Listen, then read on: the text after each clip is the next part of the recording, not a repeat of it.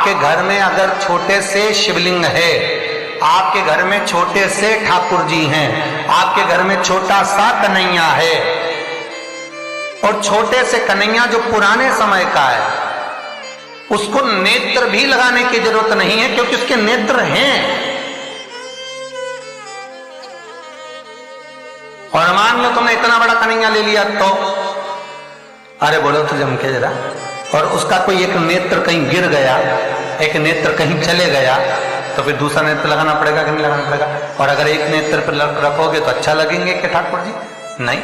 तो नेत्र होना, जितनी बड़ी मूर्ति होती है, जितना बड़ा स्वरूप होता है, जितना बड़ा शिवलिंग होता है, जितनी बड़ी मूर्ति की स्थापना होती है, उतनी उसमें सेवा की और भाव की जरूरत पड़ती है।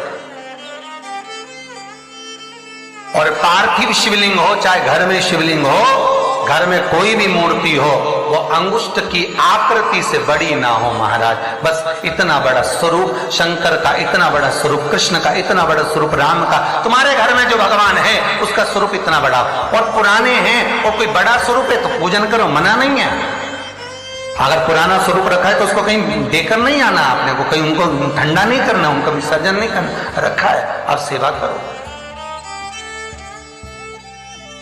पर कोई नई पूजन अगर बढ़ा रहे हो और कोई तुमसे कह दे मंदिर बनाओ, इतना बड़ा शिवलिंग का निर्माण करो, तो कहते महाराज जी हम तो छोटा ही भला।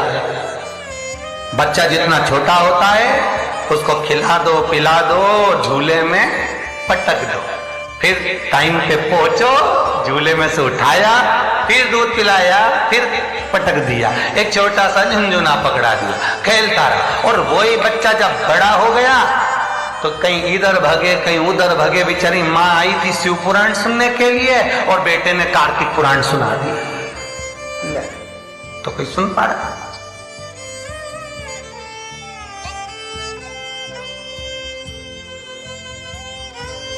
छोटा रहेगा उसकी सेवा। पार्थिव शिवलिंग का निर्माण माता पार्वती चाहती तो बहुत बड़ा शिवलिंग का निर्माण कर सकती, पर पार्थिव शिवलिंग माता पार्वती एक छोटे से पत्ते पर शिवलिंग का निर्माण करती, छोटे से पत्ते पर।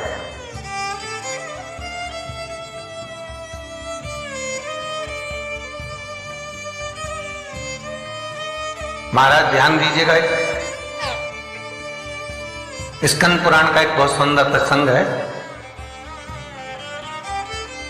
केल के पत्ते पर, बड़ के पत्ते पर, पीपल के पत्ते पर, बेलपत्री के पत्ते पर शिवलिंग के निर्माण का अलग अलग फल है महाराज, उसका स्मरण करिए जरा। महाराज केल के पत्ते पर, जब केल का जो पत्ता होता है उस केल के पत्ते पर जब कोई विशेष तीज की तिथि पड़े, कौन सी तिथि हो? तीज हो, जैसे हरतालिका तीज हो, कोई छोटी तीज, बड़ी तीज, और यदि आप तीज के दिन केल के पत्ते पर शिवलिंग का निर्माण कर कर उसकी पूजन अर्चना करते हैं, उसका स्मरण कर कर रात होने से पहले विसर्जन करते हैं, तो नारी की अखंड सौभाग्यता रहती है। दूसरा क्रम, बड़ के पत्ते पर जो शिवलिंग का निर्माण करा जाता है वो दोपहर के समय के बाद, जो समय 4 बजे से लेकर 6 बजे तक रहता है, बड़ के पत्ते पर उस शिवलिंग का निर्माण करा जाता है, छोटे से पार्थिव शिवलिंग का। ये काय के लिए होता है? तो कहा ये रोग मुक्ति के लिए होता है। कोई व्यक्ति बहुत रोगीला है और एक रोग के साथ उसके 4 रोग घिर रहे हो, मान लो उसको शुगर भी है, बीपी भी है, ये भी है, वो भी है, और उसको वो चीज, मान लो कोई व्यक्ति है उसका ऑपरेशन होने जा रहा है, एक सहज भाषा में लीजिए, और उसका बीपी ऊंचा नीचा हो रहा है, उसकी शुगर ऊपर नीचे हो रही है? तो क्या करना है अपन को? बड़ का जो पत्ता होता है उस व्यक्ति से उस बड़ के पत्ते के ऊपर शिवलिंग का निर्माण कराकर उसकी पूजन शाम को 4 बजे से लेकर 6 बजे के बीच में कराकर उसका विसर्जन कर दीजिए। फिर ना तो उसकी शुगर ऊपर जाएगी ना नीचे जाएगी, ना बीपी ऊंचा ना नीचा, उस व्यक्ति का आप आराम से ऑपरेशन करवा सकते। 24 घंटे के लिए उसके रोग को शिव अपने हाथ में ले लेता है। बड़का पत्ता महाराज, इसकी कोई तिथि नहीं है, इसका कोई समय नहीं, इसका कोई पल नहीं, इसकी कोई घड़ी नहीं, तीसरा, पीपल का पत्ता। पीपल का पत्ता, जो बच्चा गलत कर्म में डूब रहा हो, तुम्हें लग रहा है कि ये बालक गलत जगह जा रहा है, व्यसन में डूब रहा है, मदिरापान में, मांसाहार में, वेश्यावृत्ति में, या चिड़चिड़ प्रवृत्ति हो रही है, या इसकी मति भ्रष्ट हो रही है, गंदी जगह पर जा रहा है, तुम्हें लग रहा है ये लाइन से भटक रहा है, तो पीपल के पत्ते पर भगवान शिवलिंग का निर्माण कर कर उसकी पूजन अर्चना करी जाती है, और उसी बालक का नाम लेकर तब उसका स्मरण कर विसर्जन किया जाता है। ये सुबह 10 बजे से लेकर 12 बजे के बीच में हो। कोई भी तिथि, कोई भी दिन, कोई भी बात, कोई भी समय, कोई भी तिथि पर समय एक निश्चित है, सुबह 10 से 12। महाराज चौथा क्रम कहा है? बेलपत्री के पत्ते की मध्य भाग। आप विचार करिएगा, बेलपत्री का पत्ता कोई इतना बड़ा तो होता नहीं। बेलपत्री का पत्ता होगा ज्यादा से ज्यादा एक हथेली के बराबर होगा, और बड़ा होगा तो और ज्यादा बड़ा होगा पत्ता। तो बेलपत्री के मध्य भाग में, बेलपत्री के बीच वाले भाग में महाराज जिसका व्यापार नहीं चलता, व्यवसाय नहीं चलता, कोई काम आज की जगह कल हो रहा है, कल की जगह परसों हो रहा है, और काम जरूरी में होना चाहिए, या व्यापार कुछ दिन चल के बंद हो गया, कोई नया लाइन पकड़ रहे हो, नया व्यापार करने जा रहे हो, नया कोई काम करने जा रहे हो, तो बेलपत्री के मध्य भाग पर शिवलिंग का निर्माण करा जाता है। आप विचार करिएगा, जब बेलपत्री का मध्य भाग कितना बड़ा होगा, और उस पर शिवलिंग बनाना तो एक छोटा सा शिवलिंग का निर्माण। मध्य भाग में शिवलिंग का निर्माण महाराज ये केवल शिवरात्रि के दिन होता है। 12 महीने की जो भी शिवरात्रि हो, किसी भी शिवरात्रि पर आप उस बेलपत्री के मध्य भाग पर शिवलिंग का निर्माण कर कर अपना पैसा अगर डूब भी गया है, उसको पाने के लिए, अपने धन को वापस लाने के लिए आप इस शिवलिंग का निर्माण कर कर आप इसका विसर्जन कर सकते हैं। अब इसकी समय सीमा कुछ भी नहीं, बस सूर्य अस्त होने से पहले इसका निर्माण हो, इसका पूजन होकर स्कंद पुराण और लिंग पुराण के अंतर्गत इसका भाव है। जी बाबा जो नाथ द्वारा में विराजते हैं, कहां रहते थे? अरे बोलो जम के, गोवर्धन, जतिपुरा। और जब उपद्रवियों ने उपद्रव मचाया, श्री जी बाबा को घास की गाड़ी में छुपाया, लेकर रातों रात ब्रजवासी चले। कहां जाए, मार्ग भटक गए, वापिस आ गए उसी जतिपुरा में। तब भगवान को लगा, श्रीनाथ जी को लगा, ठाकुर को लगा, अगर मेरे ही स्वरूप को ये तोड़ देंगे तो भक्ति स्फुटित कैसे होगी, भक्ति का प्रचार कैसे होगा? तो श्री जी बाबा ने महादेव को याद करा। शंकर भगवान एक ब्रजवासी का रूप लेकर आ गए, जिनका नाम था बूढ़ा महादेव। आज भी नाथ द्वारा में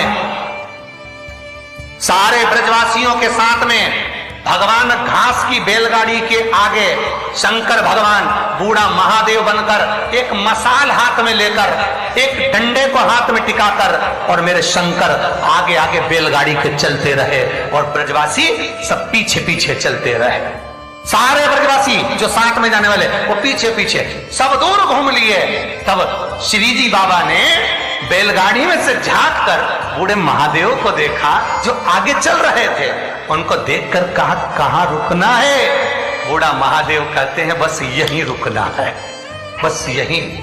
आज भी नाथ द्वारा में बूढ़ा महादेव है, और नाथ द्वारा में श्रीनाथ जी का दर्शन करने जाओ तो बूढ़ा महादेव का जरूर दर्शन कर कर आना, नहीं तो श्री जी बाबा राजी नहीं होते, भले तुम परम भगवती वैष्णव क्यों ना हो। कई लोग कहते हैं हम शंकर जी के मंदिर नहीं जाते, पर जब तक नाथ द्वारा में जाओ और बूढ़ा महादेव का दर्शन ना करो तो श्रीनाथ जी प्रसन्न नहीं होते। जैसे तिरुपति गए, तिरुमाला में दर्शन करे वेंकटेश भगवान के, और कपिलेश्वर नहीं गए तो भगवान नारायण प्रसन्न नहीं होते।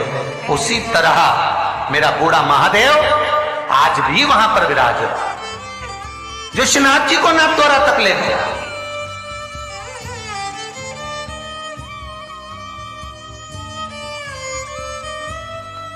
अब कई वैष्णव कहते हैं हम श्रीनाथ जी वाले, हम ठाकुर जी को, हम शंकर जी के, तो शंकर जी तो लेके नाथ द्वारा गए। बाबा स्वयं आगे मसाल जला के ले जा रहे, चलो। और अंदर से ठाकुर जी पूछ रहे कहां रुकूं? तो बस यहीं, जहां बोले वहीं रुकना, क्यों चिंता कर। जब मेरे ठाकुर जी को उतना दूध पिलाई, भगवान ने बहुत प्रेम से पिया, और जब भगवान को विष देने लगी तो ठाकुर जी को जैसे ही मुख में दूध की जगह विष दिया, ठाकुर जी ने नेत्र बंद कर लिए। कई कथाकारों ने कहा भगवान नेत्र इसलिए बंद कर रहे हैं कि उसको पूतना को पहचान रहा है। तो सब भगवान को पहचानने की क्या जरूरत थी? भगवान जानते थे ये रत्नमाला है, राजा बलि के दरवाजे पे मिली थी, पर भगवान ने नेत्र क्यों बंद करा था? शिव महापुराण की कथा कहती है भगवान नेत्र बंद कर पूतना के स्तनों का दूध मुख में रहकर भगवान नेत्र इसलिए बंद करे थे कि शंकर जी को याद कर रहे थे कि हमने तो हमेशा अमृत पिया है, विष तुम्ही ने पिया है, ये मुझे विष पिलाने आई, जल्दी से आओ और मेरे कंठ पर बैठ जाओ। और शंकर भगवान आकर कृष्ण भगवान के कंठ पर बैठ गए और सारा विष शिव पी गए। जब शंकर भगवान विष पी गए, शंकर भगवान को चक्कर आ गए। जो चक्कर आए तो शंकर भगवान चक्कर खाकर नीचे गिर गए। ठाकुर जी ने चरण का प्रहार करा, मानसी गंगा को प्रकट करा और गंगा का जल शंकर भगवान पर छीटा तो शिव जी का नाम चकलेश्वर महादेव पड़ गया, जो आज भी मानसी गंगा के नजदीक में, आज भी गोवर्धन नाथ जी की परिक्रमा करे, ब्रज 84 कोस की परिक्रमा करे तो चकलेश्वर जाना जरूरी है।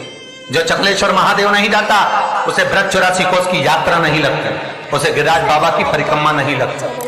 कई लोग कहते हैं हम तो गोवर्धन नाथ जी जाते हैं, हम तो गिरिराज जी की परिक्रमा करने जाते हैं। हम तो गए थे गुरु जी पर, हमारा ये काम क्यों? तुम चकलेश्वर नहीं गए होगे। चकलेश्वर जाते, परिक्रमा मार्ग में पड़ता है चकलेश्वर मानसी गंगा का। एक बार चकलेश्वर का दर्शन करते और फिर गोवर्धन नाथ जी से कहते तो बाबा सुनते, क्योंकि उनकी जल्दी सुनी।